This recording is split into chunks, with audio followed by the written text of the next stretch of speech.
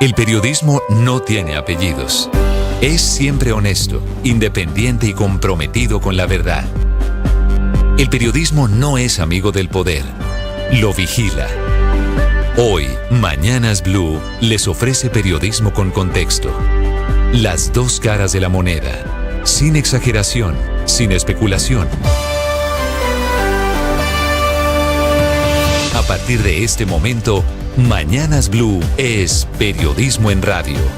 Bienvenidos. Bienvenidos, muy buenos días. 6 de la madrugada, 40 segundos. Un gusto saludarlos. Amaneció y escampó en Bogotá. Hoy es martes 2 de abril. El gobierno tomó la primera medida para ahorrar energía en Colombia y para evitar lo que parece inevitable, que es un apagón. No sabemos de qué tamaño va a serlo, pero en eso están los gremios de la energía diciéndole al gobierno que tome medidas audaces. La decisión que ha tomado el gobierno nacional, con el presidente Petro a la cabeza y con su ministro de Minas, es, la verdad, tímida, parece insuficiente, pero es la primera decisión limitada solamente de momento a oficinas públicas y a trabajadores y contratistas del Estado. Consiste esa decisión en permitir el teletrabajo a ellos, a contratistas y trabajadores que trabajan en entidades públicas, el teletrabajo para evitar consumo de energía en oficinas públicas, aprovechar la luz del día para el trabajo en esas entidades públicas, ajustar las temperaturas de ventiladores y de aires acondicionados para ahorrar energía y crear campañas de concientización. Digo, parece insuficiente teniendo en cuenta que esta mañana los embalses se encuentran en 31%. Y aunque es cierto, está comenzando a llover, esas lloviznas, esos aguaceros, granizadas en el caso de Bogotá, son de momento insuficientes para alejar el fantasma del apagón. Esta decisión del gobierno, que es la directiva para entidades públicas, para que ahorren energía, es la respuesta a una alerta que hay de XM, que es el administrador del sistema de energía, de gremios, de generadores, de comercializadores, de distribuidores de energía, que le están pidiendo al gobierno alguna medida más de fondo y más audaz. Por ejemplo, que prenda las térmicas, las que funcionan con carbón, que dejen de vender desde el gobierno colombiano energía a Ecuador porque no podemos permitirnos ese lujo, o que nombre más fácil a los comisionados de la CREG, que es la Comisión de Regulación de Tarifas de Energía, que tome medidas, por ejemplo, ya pasó en el gobierno Santos en el 2015, para incentivar el ahorro de energía y de agua. Si esa CREG tuviera comisionados, podríamos tomar medidas. Esta mañana el operador dice que los embalses están en 31.5, que está muy afectada la generación de energía y el suministro de agua. Por ejemplo, en Medellín EPM anuncia cortes de agua para el municipio de Barbosa y para algunas zonas de Medellín, primer racionamiento durante esta primera semana de abril. Este racionamiento que va hasta el domingo de esta semana. En regiones como Bogotá, Cali comenzaron las lluvias, aunque por ahora no son suficientes. También hay racionamiento de energía en el departamento de Vichada. Bienvenidos, les voy a hablar de agua, de energía. El aguacero con tormenta y granizo de ayer en Bogotá, a propósito, tiene en problemas a 500 familias del sector de Bosa en San Diego, al sur de la ciudad. Se inundaron las casas porque se desbordó el alcantarillado. Y en Soacha, por cuenta del mismo aguacero, volvió esa espesa espuma blanca de muy mal olor que se está metiendo esta mañana a las casas. Ya les voy a contar la situación de emergencia. No es la única emergencia de esta mañana. Israel bombardeó un camión de vehículos blindados que estaban plenamente identificados de una ONG, se llama la World Central Kitchen, que está dedicada a la entrega de comida a palestinos asediados allí en la Franja de Gaza. Es una organización dirigida por el chef español José Andrés, que amanece convertido en la nueva cara de la guerra. Está devastado, dice él, pone un mensaje vía redes sociales diciendo por la muerte de su equipo. Los mataron a ellos, iban con chalecos antibalas, todo coordinado por el ejército israelí en este nuevo atroz ataque de Israel, que sigue bombardeando allí en Gaza sin ninguna clase de contemplación ni de disuasión. World Central Kitchen es una de esas 2 ONG a cargo de la entrega de ayuda humanitaria a Gaza. Ya les voy a contar, son los que están llevando barcos desde Chipre a la gente que está pasando hambre por cuenta de la guerra ya 6 meses en la franja de Gaza. En Medellín, el alcalde Federico Gutiérrez prohibió la prostitución durante 6 meses en el poblado, después del episodio del norteamericano que fue encontrado con 2 niñas de esas explotadas de apenas 12 y 13 años en un hotel. Se voló, salió para Florida y se encuentra aparentemente en el estado de Ohio. Dice el alcalde Fico Gutiérrez que así la prostitución sea un trabajo legal en mayores de edad, está prohibida en el Parque Lleras, en el Poblado y en Provenza, en donde los bares adicionalmente van a tener que cerrar a la 1 de la madrugada para frenar esa explotación, detrás de la cual están redes de trata de personas, la oficina, por ejemplo, o viejos combos criminales en Medellín, que se convirtieron los amos, dueños y señores de esas mujeres obligadas a ejercer la prostitución. Así que allí hay un fenómeno incubado durante mucho tiempo en Medellín. Ya les voy a contar también del primer pronunciamiento del presidente Petro, se produjo anoche tarde, sobre las elecciones presidenciales en Venezuela y sobre la inhabilidad de María Corina Machado. Lo dijo el presidente en el acto de posesión de una nueva magistrada del Consejo de Estado, la doctora Gloria Gómez.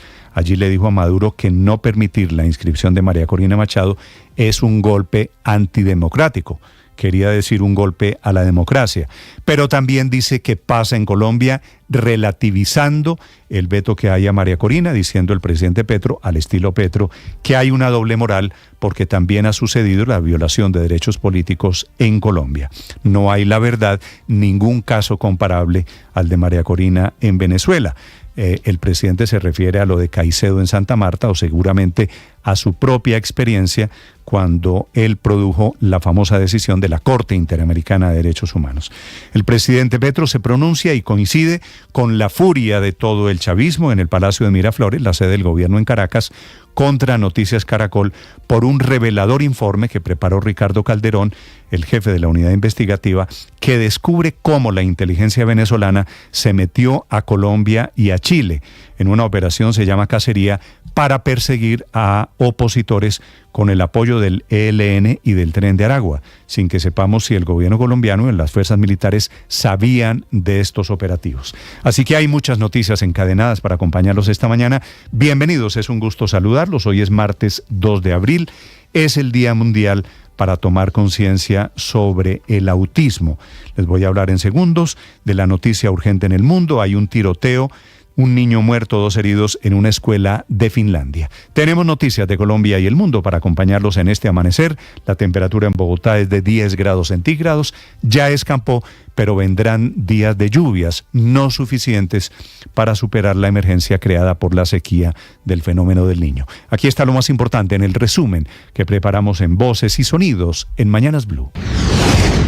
Invitamos a toda la comunidad, a todos los usuarios, a nuestros clientes, a hacer un uso juicioso, moderado de la energía eléctrica para que la demanda no siga creciendo y poder tener mayor eficiencia en el uso de la energía. Hay alerta por el nivel crítico de los embalses en Colombia. Su promedio de carga hoy es del 31.51% y su límite es del 27%. Por su parte, el ministro de Minas aseguró que el gobierno ha venido implementando medidas y que no hay riesgo de apagón. Venimos adoptando unas resoluciones para gestionar nuestra exportación de energía, para garantizar que la planta de generación térmica, el parque de generación térmica pueda soportar este periodo de recuperación de nuestros embalses. Los 6 gremios clave de la generación, transmisión y entrega de electricidad de los hogares están advirtiéndole al gobierno nacional que es urgente tomar medidas para conjurar el riesgo de un apagón en el país. Natalia Gutiérrez, presidenta ejecutiva de la Asociación Colombiana de Generadores de Energía Eléctrica, Acolgen. Hay que estar muy atentos, no hay que bajar la guardia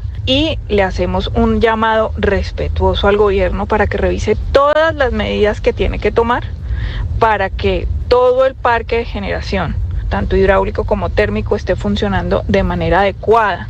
Alejandro Castañeda es el director ejecutivo de la Asociación Nacional de Empresas Generadoras, ANDEC. Por eso es necesario hoy tomar medidas desde el punto de vista de consumo de los usuarios. En el año 2015-16 a los usuarios del país se les dijo, oiga, por favor consuma menos y yo le pago por no consumir. Y también en Medellín, EPM va a implementar cortes de agua en municipios como Barbosa y en algunas zonas de la capital antioqueña. Santiago Ochoa, vicepresidente de Agua y Saneamiento de EPM. Se sigue presentando una disminución considerable en los caudales que abastecen las plantas menores que nos permiten prestar el servicio en todos los municipios del Valle de Aburrá.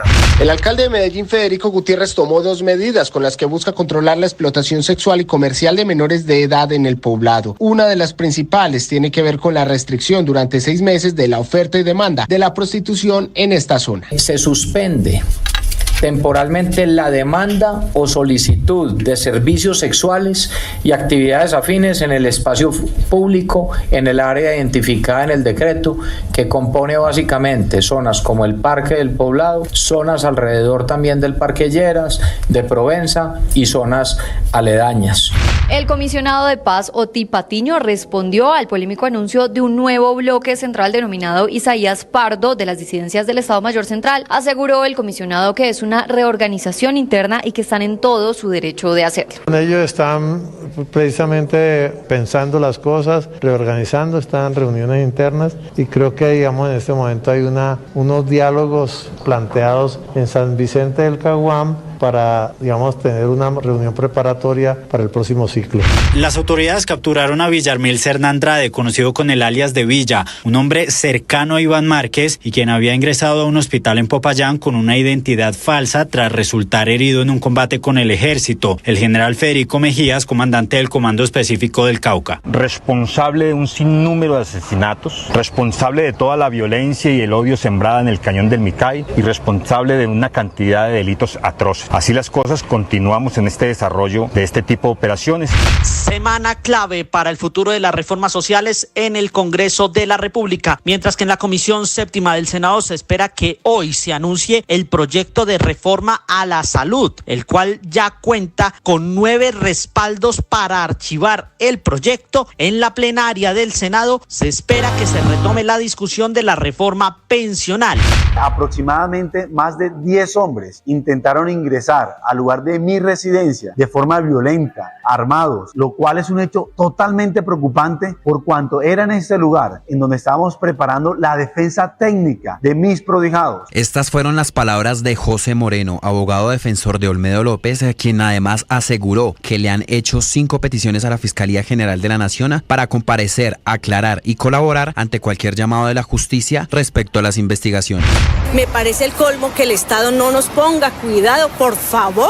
Las emergencias producto de los fuertes aguaceros que cayeron ayer en la tarde y en la noche en la capital del país y también en el municipio de Soacha. Varios barrios inundados en la localidad de Bosa. 500 familias estuvieron en vela y esperando que el agua no ingresara a sus predios. Muchos no contaron con suerte, el agua ingresó a sus salas, otros vieron cómo sus carros quedaron hasta inundados. Se mete el agua por los sifones y como viene todo el agua, llueve y se va toda el agua por la avenida, entonces toda esa agua se está metiendo en las casas. A la señora María Corina y a otros previamente se les inhabilitó para participar de campañas electorales por autoridades administrativas. En Colombia pasa lo mismo. Por primera vez el presidente de la República, Gustavo Petro, rechazó la inhabilidad a María Corina Machado para aspirar a la presidencia en Venezuela. El presidente Petro también habló sobre el caso del líder opositor Leopoldo López. Aunque en Venezuela últimamente taparon las circunstancias con un fallo judicial, lo cierto es que la inhabilidad provenía inicialmente, lo mismo con Leopoldo López y con otros muchos, de una sanción administrativa. Una sanción administrativa es, por ejemplo, la que otorga la Contraloría por alguno de sus procesos. Decir Noticias Caracol, es decir, Álvaro Uribe Vélez, Iván Duque, paramilitarismo. Para el fiscal venezolano hay medios internacionales que intentan lavarle la cara a conspiradores detenidos acá en Venezuela y que precisamente el reportaje de Caracol Televisión va en ese sentido. Y es que para Tarek William Saab, fiscal general de Venezuela, se quiere hacer ver que los arrestados por la trama llamada Brazalete Blanco, uno de los planes conspirativos denunciados a inicios de este año, son todos inocentes. Estar ejecutando una operación mediática para descalificar todo el trabajo que se ha hecho, el que ha hecho el Ministerio Público incluso, porque ellos citan y toman imágenes nuestras. En ese falso reportaje no se cita ni una fuente de Colombia. Por lo menos 8 muertos, entre ellos 2 generales de la Guardia Revolucionaria iraní, dejó un bombardeo al consulado de Irán en Damasco. Teherán anunció una respuesta tras el ataque que atribuyen a Israel. Hace pocos minutos, la ONG humanitaria World Central Kitchen actualizó la cifra de sus trabajadores muertos en ese bombardeo israelí en el centro de Gaza. En total son 7 personas muertas que volvían de la entrega de alimentos en 3 vehículos blindados e identificados con el logo de la ONG. Por su parte, las fuerzas de defensa de Israel solo han dicho en un comunicado que están llevando a cabo una revisión exhaustiva al más alto nivel para comprender las circunstancias de este trágico incidente, es lo que dice en ese comunicado. Hoy inicia la fase de grupos de la Copa Libertadores de América. El primer equipo colombiano en tener acción será Millonarios, quien recibirá hoy a las 5 de la tarde al Flamengo de Brasil en el Campín de Bogotá. El equipo embajador viene en alza tras ganar sus últimos 2 partidos de liga. Sin embargo, tiene bajas sensibles por lesiones como la de Jorge Arias y Andrés Ginás, 2 titulares en la defensa embajadora y fijos siempre en el esquema de Alberto Gamero. Estás escuchando Blue Radio.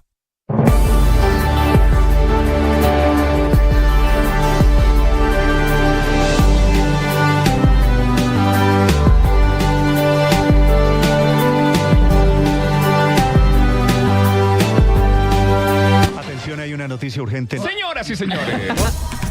Tendencia a nivel global. Bienvenida, mil gracias por estar con nosotros hoy aquí en Blue Radio. Usted enfermo por el fútbol y los compañeros de seminario en retiros. Rezando rosario y yo.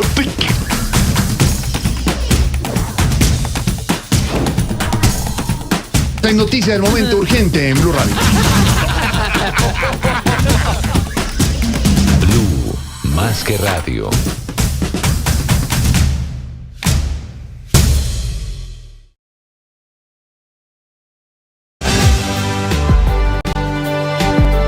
El ataque de esta madrugada contra la ONG es particularmente grave. El ejército, la aviación israelí, mató a 7 trabajadores internacionales. Ya están comenzando a ser identificados.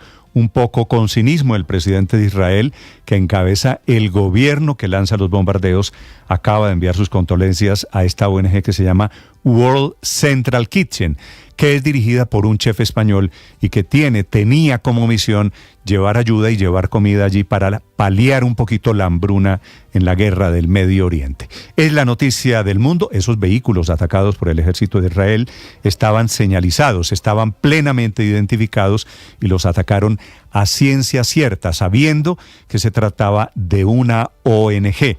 Y por eso el motivo del escándalo nos cuenta desde Europa a esta hora Silvia Carrasco.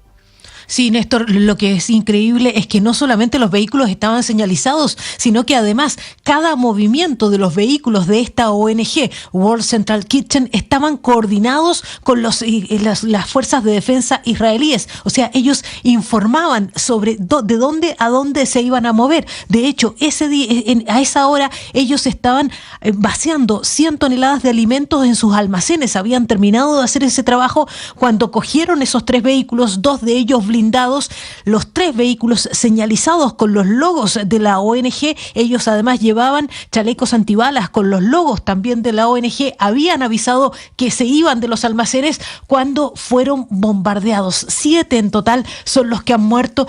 Por ahora conocemos solo la identidad de una de ellas, que es la australiana Somi Francom, de 43 años, nacida en Melbourne. La verdad es que sabemos de su identidad porque ha sido el propio primer ministro de Australia quien ha dado a conocer su identidad y quien ha pedido a Israel que investigue esto, que dé respuesta, que explique por qué ocurrió esta tragedia que nunca debió ocurrir. Escuchemos primero a esta voluntaria, porque ella aparecía en redes sociales, en las cuentas de World Central Kitchen, siempre con mucho ánimo, contando en qué estaba. Esto es hace apenas algunas semanas, a fines de marzo, cuando ella contaba que estaban preparando el menú. Escuchémosla. Hey, this is Zomi and Chef Olivier. We're at the Dinavala kitchen and we've got the mise en place. Dice, hola, soy Somi, estoy en Deir el Balá y lo que les estoy mostrando son los alimentos que estamos preparando en World Central Kitchen, es lo que está diciendo antes de dar paso al chef que estaba preparando allí la comida. La verdad es que no se entiende cómo es que ha ocurrido esto y también así lo está diciendo el primer ministro australiano, quien dice que necesita una explicación por parte del gobierno israelí. Es Anthony Albanese. Requested a call-in from the Israeli ambassador to Australia as well. Dice que también ha convocado al embajador de Israel en Australia, que necesitan exigirle que asuman completamente las responsabilidades de lo que ha ocurrido. Dice que esta es una tragedia que nunca debió ocurrir. La verdad es que inicialmente sabíamos de 5 trabajadores muertos, luego ese número aumentó a 7 y lo fuimos sabiendo porque en las redes sociales empezaron a publicar los restos de esos vehículos y los cuerpos con los pasaportes extranjeros encima. La verdad es que este es un duro golpe no solamente para la ONG y para los trabajadores humanitarios, sino también para la gente de Gaza, porque esta era la única organización que les estaba llevando comida en este momento. El primer ministro de Chipre, que es de donde salen los barcos con esa alimentación, está pidiendo que por favor no se suspenda el corredor humanitario porque World Central Kitchen dice que hasta nuevo aviso suspende sus operaciones porque no saben cómo pueden operar después de esta tragedia. El chef español José Andrés, quien es fundador de la ONG, en un sentido homenaje a sus trabajadores ahí en la red social X, antes conocida como Twitter, exigía al gobierno israelí poner fin a la matanza indiscriminada. Dice que no pueden restringir la ayuda humanitaria, dice que sus trabajadores no pueden quedar sin rostro ni sin nombre, que esto no puede ocurrir. El periódico The Washington Post dice que esta es la primera vez que mueren trabajadores humanitarios extranjeros, que los que habían muerto hasta ahora eran fundamentalmente palestinos. Sabemos de las nacionalidades, hay polacos, norteamericanos, la australiana que recién mencionábamos, británicos y además el traductor palestino. En viaje allí en Medio Oriente, el presidente del gobierno español, Pedro Sánchez, también exige que haya una investigación clara de qué es lo que allí ocurrió. Espero y exijo que el gobierno israelí aclare cuanto antes las circunstancias de este brutal ataque que se ha llevado la vida de 7 cooperantes que no hacían otra cosa que ayudar. Así se están sumando las peticiones internacionales para esta ayuda, hacia Australia, España, también el Reino Unido, Rishi Sunak, y también el ministro del Interior, el ministro de Exteriores, David Cameron. Néstor, hay otro bombardeo que también está provocando problemas porque el bombardeo de ayer de Israel sobre el consulado de Damasco ha significado la muerte de 7 iraníes. Eso significa que Irán ha anunciado una venganza sobre Israel, Néstor. Gracias, Silvia. De esta madrugada, ese bombardeo a una ONG, a trabajadores que estaban llevando comida por razones humanitarias, es particularmente cruel, es particularmente inmisericordia. Son las 6 de la mañana, 22 minutos. Anoche muy tarde, primer pronunciamiento del presidente Gustavo Petro sobre el tema de Venezuela y la inhabilidad a María Corina Machado. Dice el presidente Petro que es un golpe antidemocrático, pero volviendo a comparar la situación de Colombia con Venezuela, diciendo que en Colombia pasa lo mismo que en Venezuela. Las 6:22 minutos, Javier Segura. Hola Néstor, buenos días. Este lunes, durante la posesión de la magistrada del Consejo de Estado, Gloria Gómez, el presidente Gustavo Petro se refirió a la inhabilidad de María Corina Machado.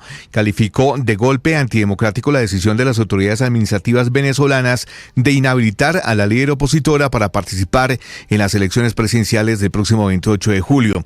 El presidente hizo referencia a situaciones similares ocurridas en Colombia, donde él enfrentó una inhabilitación durante su mandato como alcalde de Bogotá, y por eso habló de doble moral.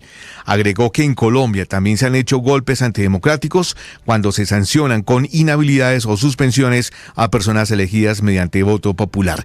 Escuchamos al presidente Gustavo Petro. A la señora María Corina y a otros previamente se les inhabilitó para participar de campañas electorales por autoridades administrativas. Previamente. Problema. En Colombia pasa lo mismo. Aunque en Venezuela últimamente taparon las circunstancias con un fallo judicial. Lo cierto es que la inhabilidad provenía inicialmente, lo mismo con Leopoldo López y con otros muchos, de una sanción administrativa. Una sanción administrativa es, por ejemplo, la que otorga la Contraloría en alguno de sus procesos. Efectivamente, en Colombia las sanciones administrativas llegan desde entidades como la Contraloría y la Procuraduría, solo que el presidente Petro no mencionó que en Venezuela las inhabilidades políticas son por teorías conspirativas o contrarrevolucionarias. Y es que una investigación de Noticias Caracol reveló una supuesta conspiración para derrocar al régimen del presidente Nicolás Maduro en Venezuela, y eso desató una airada respuesta por parte de funcionarios del vecino país, entre ellos el canciller Jivan Hill, quien calificó el informe como un bodrio, un cúmulo de falsedades y un relato inverosímil que lo único que confirma es la conspiración en contra del pueblo de Venezuela, según dijo el canciller. Por otra parte, Tarek William Saab, fiscal de Venezuela, y otros altos funcionarios del régimen de Nicolás Maduro respondieron al informe Operación Cacería, que puso al descubierto la persecución contra desertores y miembros de la oposición por parte de la inteligencia de Venezuela. Escuchamos al fiscal Tarek William Saab. Obviamente que hacemos la denuncia formal contra todos estos medios, particularmente el canal Caracol Televisión, de estar ejecutando una operación mediática para descalificar todo el trabajo que se ha hecho, el que ha hecho el Ministerio Público incluso, porque ellos citan y toman imágenes nuestras donde dentro de lo que implica el marco de la Constitución y la ley hacemos justicia, repito, para mantener el clima de paz en el país. Y ellos toman esas imágenes para todo lo contrario, distorsionarlas y hacer ellos una apología al delito. Por su parte, Néstor, Nicolás Maduro descalificó al noticiero al decir que es un tapadero de los crímenes del narcotráfico y el paramilitarismo. Aseguró que Noticias Caracol quedará, entre comillas, en el basural de la historia, a donde también llegarán los expresidentes Álvaro Uribe e Iván Duque, que según el régimen son sinónimos de paramilitarismo y narcotráfico. Escuchamos a Nicolás Maduro. Decir Noticias Caracol, es decir, Álvaro Uribe Vélez, Iván Duque, paramilitarismo. Noticias Caracol es el tapadero de los crímenes del narcotráfico y del paramilitarismo. Es decir, anti-Venezuela, anti-bolivariano. La verdad siempre aparece y ellos quedarán como siempre. Noticias Caracol, Álvaro Uribe, los narcotraficantes, los paramilitares e Iván Duque, que es decir lo mismo, quedarán donde tienen que estar, en el basural de la historia. Sencillo. Por todo este escándalo, Néstor, fue citado a debate de control político el ministro de Defensa Iván Velázquez. Hasta ahora el gobierno del presidente Gustavo Petro no se ha pronunciado al respecto, pues uno de los interrogantes que existen es si funcionarios colombianos han aportado con información de inteligencia. Tampoco sobre el empleo por parte de Venezuela de bandas criminales como Jayco y Meleán, que tienen injerencia en ciudades como Bogotá, Ibagué, Cúcuta y Barranquilla. Javier Segura, Blue Radio. Paola Ochoa es periodista. Está en Mañanas Blue.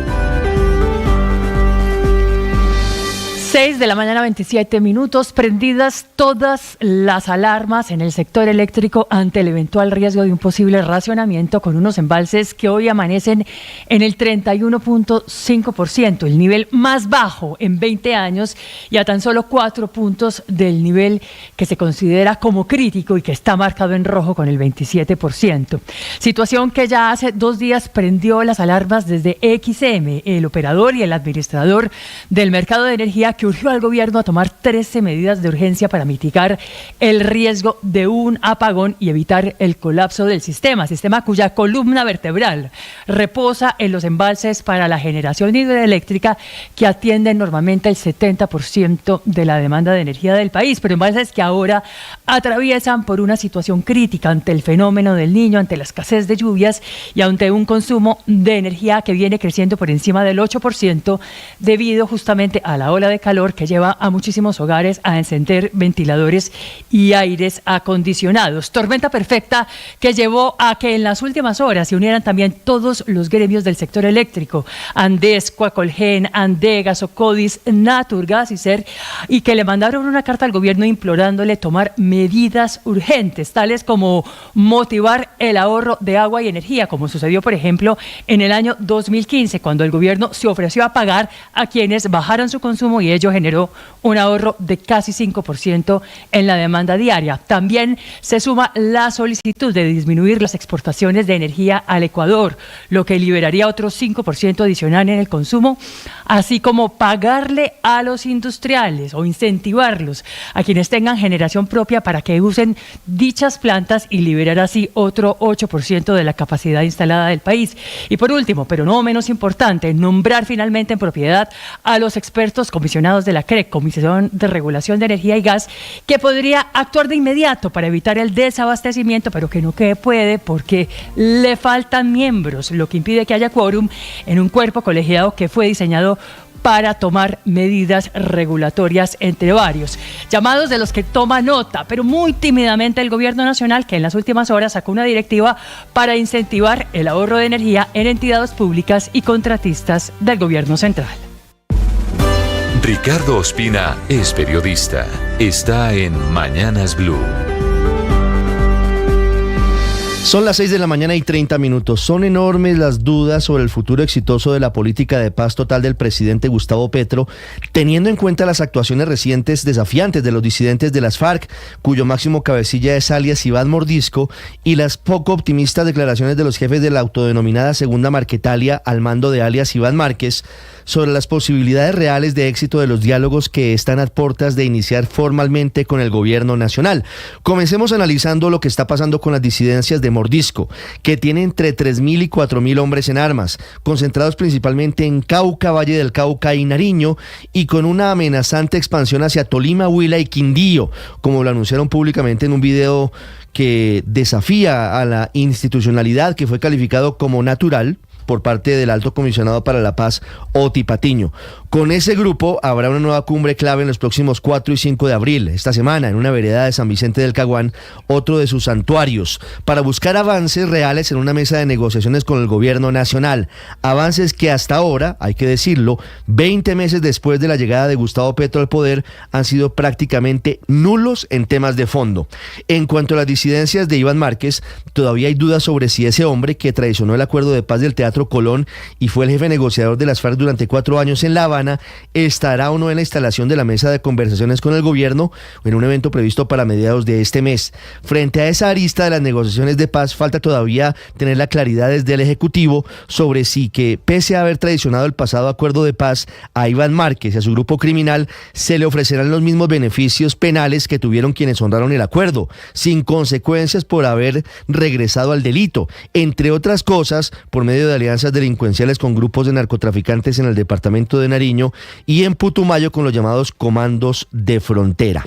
En cuanto al ELN, los diálogos están previstos para adelantarse de nuevo en un ciclo adicional en Caracas a mediados de abril, en una coyuntura complicada, porque esa guerrilla está en el ojo del huracán luego de la revelación de Noticias Caracol sobre su apoyo al aparato de inteligencia y contrainteligencia del régimen de Nicolás Maduro para el secuestro de opositores en Colombia, a quienes luego llevaron a Venezuela y se los entregaron a militares de ese país. Capítulo aparte en La Paz Total tienen los narcos del Clan del Golfo, que buscan tener una negociación política, incluso a través de Salvatore Mancuso, quien ya dijo que está en contacto con alias Chiquito Malo para avanzar hacia esa autopista que pareciera no ser la misma en la que está pensando el gobierno, más inclinado en avanzar en el sometimiento a la justicia de los integrantes de ese grupo por medio de una ley de acogimiento, como lo esbozó el presidente Gustavo Petro durante la posesión de la nueva fiscal general de la Nación, Luz Adriana Camargo.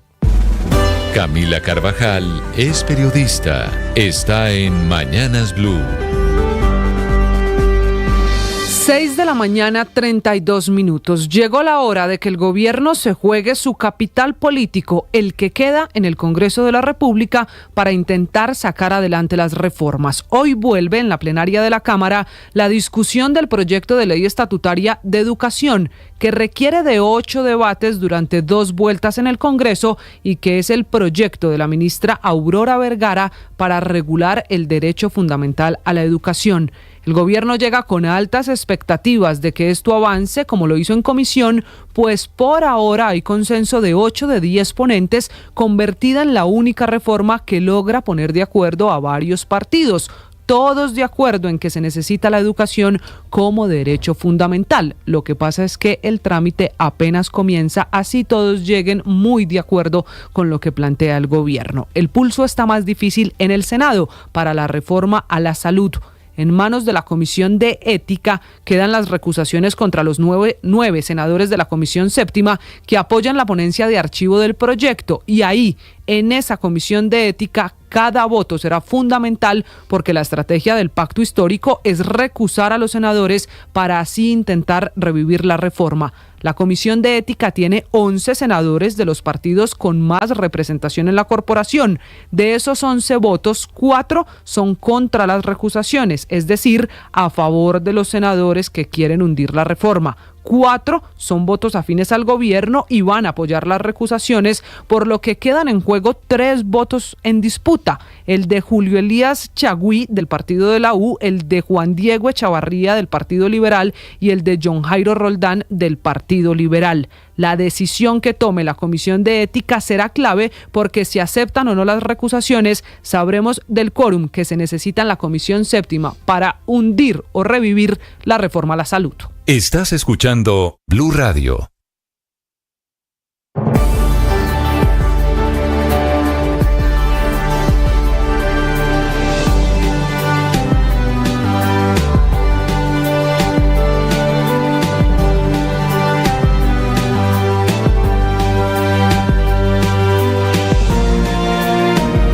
Atención, hay una noticia urgente. Señoras y señores.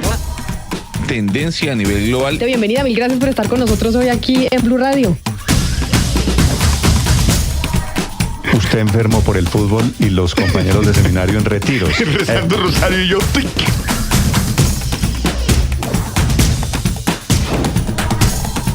Esta es noticia del momento urgente en Blue Radio. Blue, más que radio.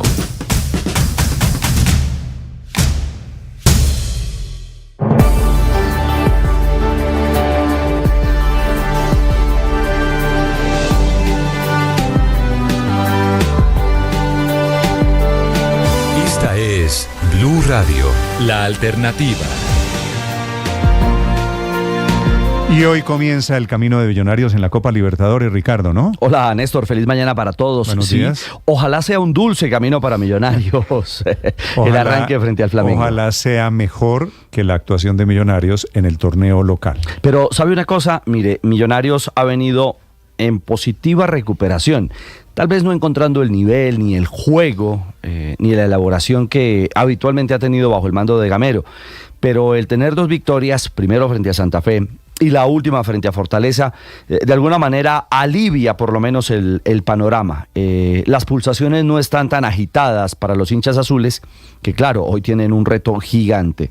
Flamengo, que a pesar de no contar con Gabigol, su máxima estrella, pues viene precedido de ser tricampeón de la Libertadores, un equipo de talla internacional, y hay que decirlo, uno de los favoritos en el papel para pelear. Si usted enfrenta a un brasilero, especialmente hoy por hoy, o a gigantes de Argentina como River y Boca, la cosa puede ser un tanto compleja. Pero hay que jugar y ya les vamos a contar detalles de lo que tiene Millos hoy para este lindo compromiso que se vivirá en la tarde de este martes, ojalá sin lluvia, veremos en el estadio de la capital del país. Va a ser con lluvia. Hombre. No, bueno, es que comenzó a llover en Bogotá. Sí, usted vio lo de ayer y vamos el diluvio. Y vamos a tener lluvias. ¿Dónde le tocó el diluvio de ayer por la tarde, Felipe? No, A mí aquí en mi casa, una barbaridad. Bueno, el aguacero fue grande, se repitió en diferentes zonas de Bogotá y comenzó a llover, que en este momento de escasez de agua parece una buena noticia. Ahora, la mala noticia, Felipe, es que las lluvias que están cayendo no son suficientes para disipar el fantasma que tenemos alrededor de un apagón. Desafortunadamente, el fantasma parece cada vez más cerquita. A propósito de emergencias, 6 de la mañana, 38 minutos, de las emergencias por cuenta de este invierno. Anoche hubo emergencias grandes, especialmente al sur de Bogotá y en la frontera con Soacha, en donde hay muchas familias que tuvieron que pasar la noche en vela porque se desbordó el alcantarillado, un aguacero, y ya estamos en emergencia por cuenta de la falta de un efectivo alcantarillado al sur de Bogotá. Allí desde el sur se encuentra a esta hora el ojo de la noche, Eduard Porras. Néstor, nuevamente buenos días para usted, buenos días para todos los oyentes de Blue Radio. Aquí está la información con las emergencias producto del fuerte aguacero que cayó ayer en horas de la tarde y la noche en Bogotá y en el municipio de Soacha. Arrancamos en el sur de la ciudad, en la localidad de Bosa, en el barrio San Diego, que colinda con Ciudad Verde en el municipio de Soacha y por donde atraviesa el río Tibanica. Resulta que el barrio está por debajo del nivel del agua del río y esto provoca que las aguas no salgan precisamente hacia este caudal, sino simplemente se devuelvan por todos los ductos del alcantarillado. Anoche varias viviendas se vieron afectadas, el agua se rebosó, el agua ingresó desde la parte externa, salía por los ductos también de los baños y al final decenas de familias afectadas. Vimos a conductores sacando agua de sus vehículos porque fueron sorprendidos mientras descansaban. Hablamos con los residentes de esta zona del sur de Bogotá y esto fue lo que le contaron a Blue Radio. Lo que pasa es que se mete el agua por los sifones y como viene todo el agua, llueve y se va todo el agua por la avenida, entonces toda esa agua se está metiendo en las casas. Dicen ellos que llaman 4 emergencias en los últimos años. Dicen ellos que las entidades como el acueducto, como también del distrito, llegan, le reparten un recogedor, una escoba, un trapero desinfectante, pero al final la situación sigue siendo la misma. Esto fue lo que nos contaron los residentes acerca de esta penosa situación y su conflicto con las entidades del distrito.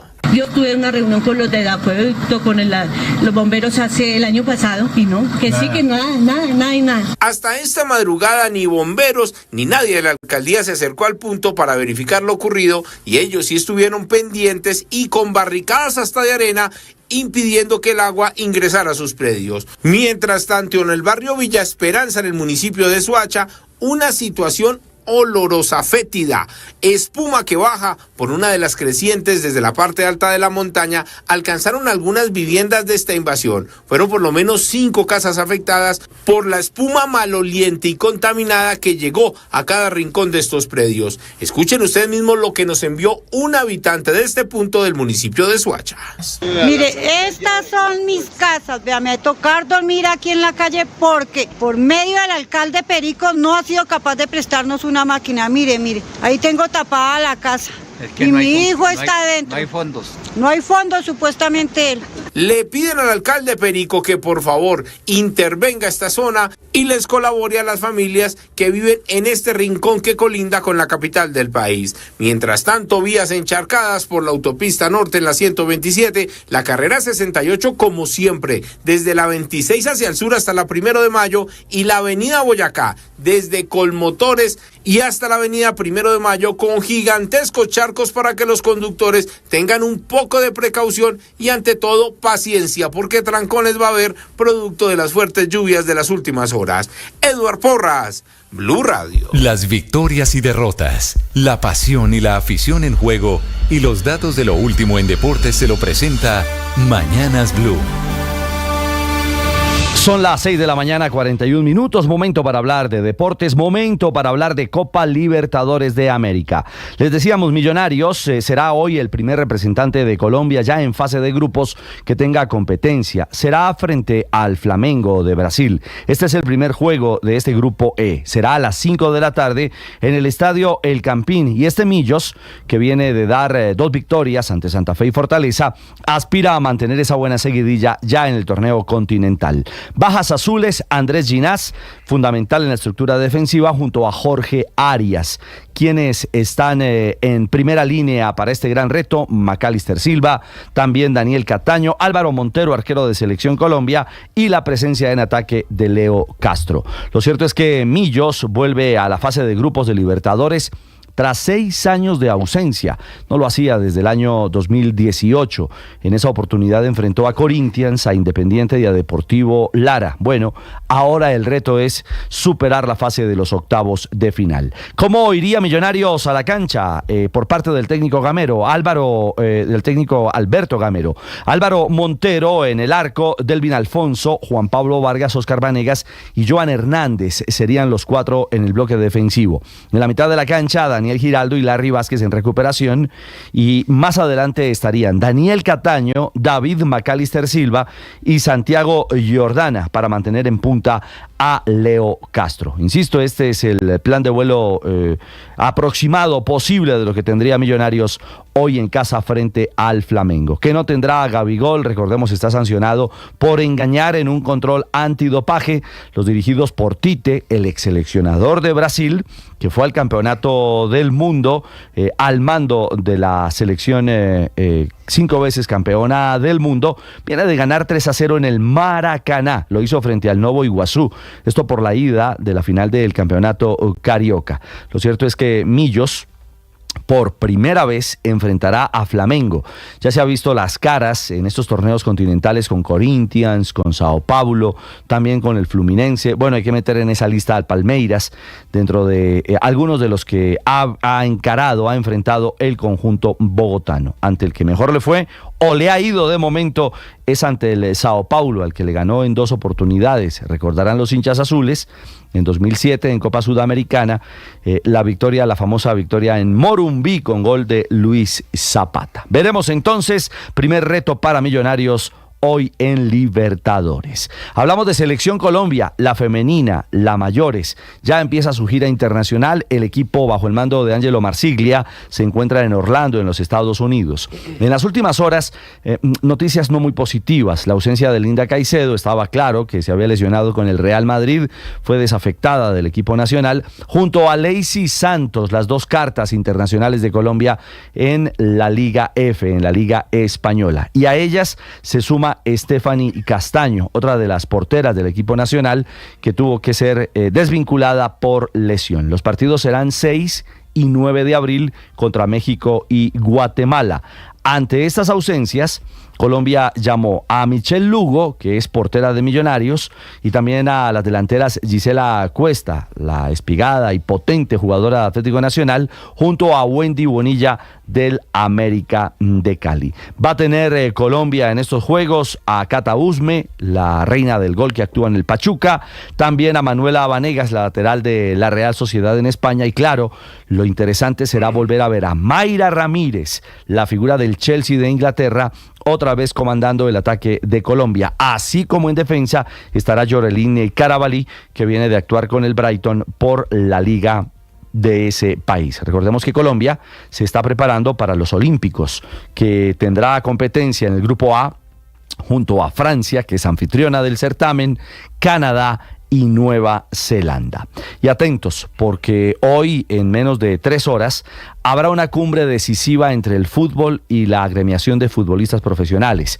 ¿Quién va a ser el mediador? El Ministerio del Trabajo y la OIT. Hoy será reunión a las 9 de la mañana, la última para intentar mediar y sobre todo iniciar conversaciones sobre las peticiones presentadas por los futbolistas desde el año 2019. Habrá representantes de los directivos de la Federación Colombiana de Fútbol, de la División Mayor, de la DIMAYOR y por supuesto de Acolfutpro, que se pretende iniciar esta negociación. Si no se llega a un punto de acuerdo o de inicio de acuerdo, se acaba la mediación de la OIT y del Ministerio del Trabajo y seguramente se vendría ya la sanción directa, fuerte, económicamente muy alta a la Federación Colombiana y a la DIMAYOR por no negociar. En las últimas horas, Edwin Palma, el viceministro de Relaciones Laborales e Inspección de Colombia, escribió en la cuenta X que anticipa y plantea fundamentalmente esto: quiero anticipadamente pedirles a las partes toda la voluntad política y el pragmatismo necesario para avanzar. Ninguna decisión jurídica, en el sentido que sea, puede ser más útil que un acuerdo en beneficio del espectáculo del fútbol y de los actores que lo hacen posible. Veremos si hay acuerdo o si se viene una multa millonaria a los protagonistas, a la dirigencia del fútbol en Colombia. Y atentos, porque hoy por Copa Colsanitas Zurich, si la lluvia lo permite, tendremos el debut de Camila Osorio, nuestra principal raqueta a nivel mundial. Será en el Country Club de Bogotá. La programación de hoy arranca a las 10 de la mañana. Se espera que pasado el mediodía, Cami enfrente a Marina Stakusik, canadiense de 19 años de edad. También está programada hoy la presencia de Emiliana Arango, la otra carta colombiana, frente a la argentina Julia Riera. 6:48, los deportes a esta hora en Mañanas Blue.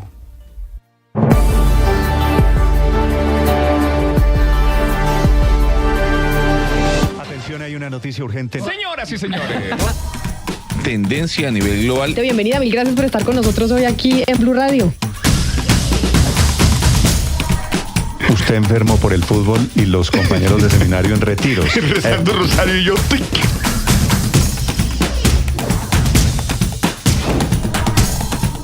Hay noticia del momento urgente en Blue Radio. Blue, más que radio.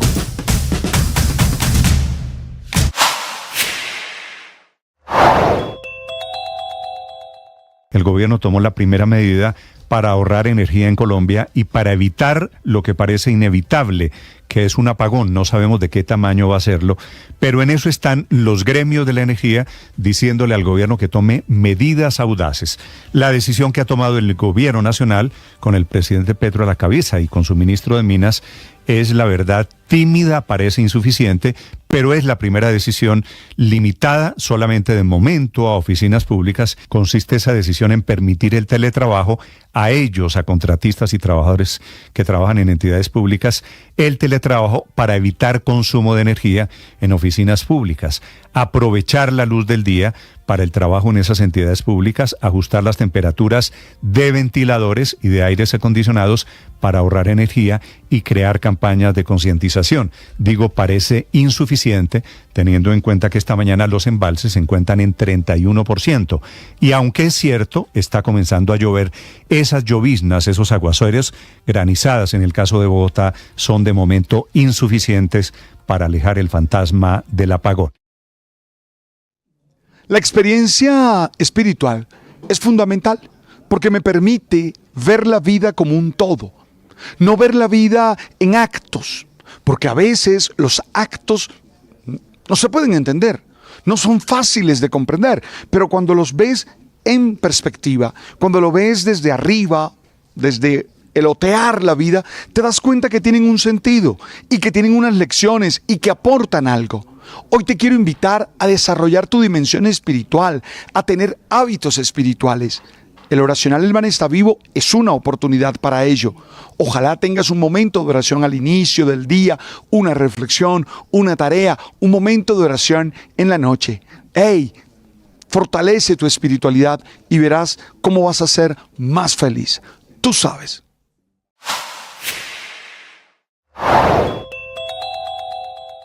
El operador dice que los embalses están en 31.5, que está muy afectada la generación de energía y el suministro de agua. Por ejemplo, en Medellín EPM anuncia cortes de agua para el municipio de Barbosa y para algunas zonas de Medellín, primer racionamiento durante esta primera semana de abril. Este racionamiento que va hasta el domingo de esta semana.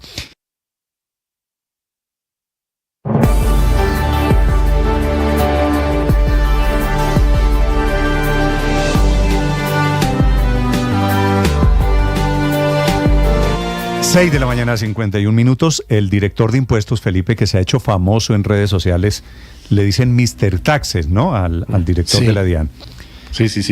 Responde una muy interesante pregunta de quién debe quedarse con la factura electrónica ahora que en las primeras citas se paga por mitad, ¿no es verdad? En una época, Felipe, los hombres solíamos pagar la primera cita. ¿Cómo? ¿Ya no se paga la primera cita? No. ¿Por parte de los hombres? No, ya no se paga la primera cita. ¿A eso es empoderamiento femenino? Entonces, depende con quién está saliendo usted. Pero Felipe, es muy normal hoy en día que las mujeres pagan la mitad en la primera cita, ¿no es cierto? Sí. No de nuestras primeras citas, las primeras citas de hoy, repito. Entonces el director de la DIAN, Víctor, lo que dice es no lo den tan fácilmente, no le den al hombre tan fácilmente eso. ¿Qué es eso? El juego. El gustico. Explíqueme con calma el tema. Porque es que lo que estoy perdiendo. Lo que no sabía yo, por lo menos, que vi la respuesta del director de la DIAN de Mr. Taxes, es que usted puede, la DIAN le reconoce el 1% Claro. Cuando usted presenta sus facturas electrónicas. Claro, Felipe, por eso es lo importante. Él dice, no se lo des tan yo eso fácilmente. no lo sabía, por ejemplo. No, entonces, pero yo le explico, porque a mí mi hija me lo ha explicado, el tema de la primera cita. Y es que uno no tiene que comprometerse porque otra persona le paga la comida o le paga el trago. Entonces, para evitar compromisos, se paga mitad y mitad. Pero es que eso es... Esa es como la óptica que tienen los pelados ahora. Pero es que recibir una invitación no es aceptar el compromiso. Bueno, para los jóvenes de hoy en día sí. ¿Les parece que sí, porque eres más debiendo. Exacto, pero ustedes es más están libre muy en mal la pensados. medida en que pague mitad y mitad? No sé. Ustedes están muy mal pensados porque él se refiere todo el tiempo a la factura electrónica. No, de acuerdo. Cuando dice no lo des tan fácilmente es... No lo es tan fácil. El beneficio tributario. Mejor dicho, a ver, Víctor, traducción, Felipe. En la primera cita, hoy en día, pagan mitad y mitad. Sí, ¿cierto? Para evitar compromiso. Para 50-50, sí, señor. A mí me parece y que eso no puede ir a la segunda, tercera, cuarta, en varias citas, no solo en la primera. ¿Usted no acepta que le paguen la...? Pues no es que no lo acepte, es que estoy de acuerdo en que puede ser 50-50, no solo por el tema de compromiso, sino que, ¿por qué no al revés? ¿Por qué no pagar las mujeres hay veces la primera cita?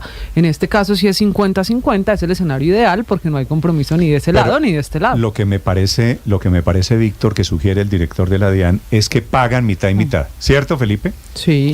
Entonces van chinos de 20. Pero solo 24. uno de los dos se lleva la factura electrónica. Exactamente, esa es la clave. Claro. Entonces creo que los hombres ponen la mitad. Aquí está mi 50%, la cita vale 200.000 pesos, aquí están mis 100.000. Yo siempre pido la factura, aunque yo no invite. Usted se queda con el beneficio tributario ajeno. Se la lleva. Siempre, no me da ni 5 de pena. Date cuenta. En cuerpo ajeno. Ahí sí no hay 50-50. Ahí sí el 100 es mío. Siempre pido la factura. ¿Quiere factura electrónica? Sí, por favor. A mi correo. En cambio, el video del director de la DIAN, Néstor. Pero si pagan, perdón Camila, si pagan por la mitad, lo lógico, Víctor, es que la mitad de la factura sea para ella, la otra mitad de la factura sea para él. No, Néstor, porque la factura electrónica sale a nombre de una sola persona. Recuerde, y estamos en un proceso de obligatoriedad de la factura electrónica en el país. Pero ¿Y podría, sale a nombre de Néstor o de la persona con que le ayuda a pagar? No a nombre de los dos. ¿Podría uno decirle al mesero, por favor, 2 facturas, 2 cuentas separadas? No, lo Pues que enseña, Néstor, lo que enseña el director de la DIAN en el video... Y usted paga lo suyo y factúremelo por Tendría aparte. que haber 2 cuentas. Tendrían que ser 2 cuentas Sí. y eso implicaría No, 2 por eso. servicios, por ejemplo. Pero aquí lo Mire, que está Néstor, diciendo el director de la DIAN es el caso en el que pagamos mitad y mitad la misma factura, la misma cuenta, y entonces el hombre está diciendo pilas con quién se queda Néstor, con la factura yo le hago la electrónica. traducción. En realidad no tiene Lo que ningún nos misterio que enseñó el se está director de la ofreciendo DIAN es que así un se pague beneficio 50 y tributario. 50, la factura electrónica debe ser para las mujeres. Traducción. Pero pueden Porque las mujeres ya no lloran, porque las mujeres exactamente. No, es que le están, le están metiendo Shakira al asunto y así es totalmente diferente.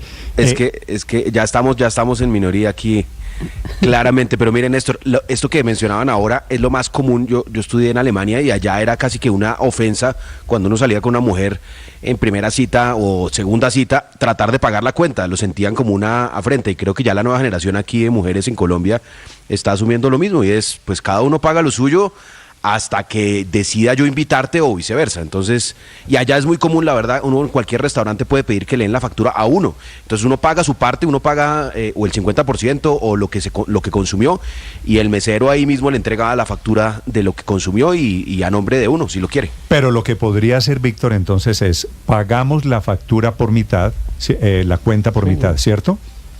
Sí, es mal visto eso. Pero yo te dejo, los hombres tienen que pagar, Néstor. Pero yo te dejo, sí, yo creo, a mí no me parece que eso crea un compromiso, es decir, me parece que cuando invita uno a una mujer, María Consuelo, eso ese es un comentario machista.